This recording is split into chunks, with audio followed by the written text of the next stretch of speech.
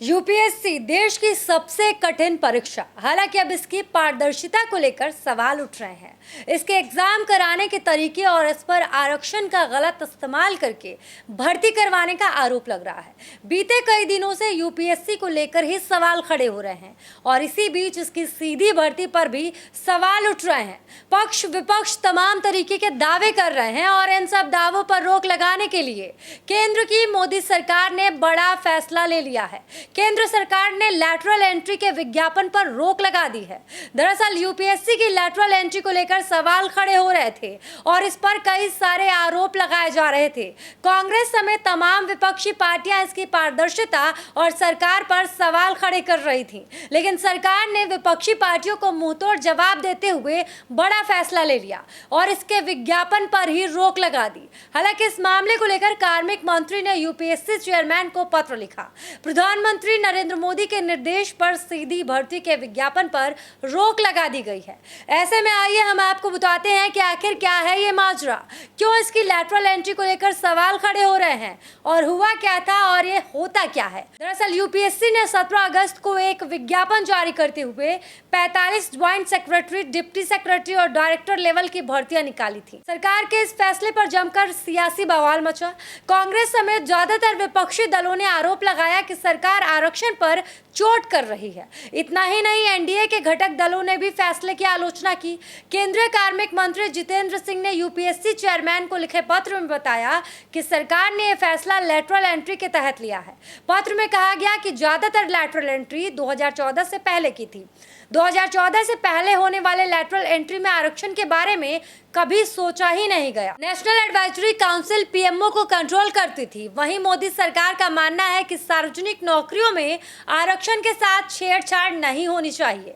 पत्र में आगे लिखा है कि ये पद विशेष हैं, ऐसे में इन पदों पर नियुक्तियों को लेकर आरक्षण का कोई प्रावधान नहीं है। इसकी समीक्षा और जरूरत के अनुरूप इनमें सुधार की जरूरत होती है, क्योंकि प्रधानमंत्री मोदी का पूरा फोकस सामाजिक न्याय की ओर है। सरकार के इस फैसले पर केंद्रीय मंत्री अश्विनी वैष्णव ने कहा कि एनडीए सरकार ने लैटरल एंट्री को लागू करने के लिए एक पारदर्शी तरीका बनाया है। यूपीएससी के माध्यम से पारदर्शी और निष्पक्ष तरीके से भर्तियां की जाएंगी। इस सुधार से प्रशासन में भी सुधार होगा। हालांकि भाजपा ने कहा था कि लैटरल एंट्री का प्रस्ताव कांग्रेस शासन में लाया गया था। कांग्रेस सांसद राहुल गांधी का कहना है कि सरकार का यह फैसला आरक्षण विरोधी है। वहीं भाजपा का कहना है कि यूपीए सरकार के समय ही लैटरल एंट्री का प्रस्ताव लाया जा चुका था। अश्विनी वैष्णव ने राहुल गांधी के आरोपों पर पलटवार करते हुए उनको मुंहतोड़ जवाब दिया। उन्होंने कहा कि मनमोहन सिंह की 1976 में वित्त सचिव के पद पर नियुक्ति किस व्यवस्था के तहत हुई।